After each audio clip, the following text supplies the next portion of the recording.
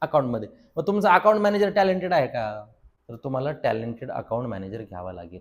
नंतर तुम्हाला तुमच्या सीएच्या संपर्कात असलं पाहिजे. सीए हे स्टॅच्युटरी कंप्लायन्सेस पुरतेच नसले पाहिजेत. त्यांनी उद्योगाला आणि त्या उद्योजकाला मार्गदर्शन पण केलं पाहिजे.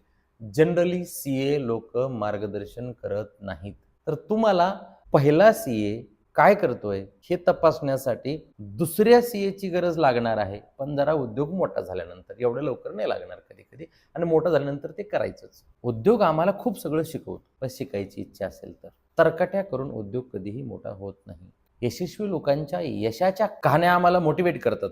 त्याचप्रमाणे आम्हाला अपयशी लोकांच्या कहाण्यासुद्धा आत्मचिंतन करायला लावतात. असं असेल तर 100% आम्हाला आमचा उद्योग मोठा करता येईल. तर चला आपण आता बिझनेसमनमधून उद्योजकांमध्ये शिफ्ट होण्याच्या प्रक्रियेची पहिली स्टेप समजून घेतली.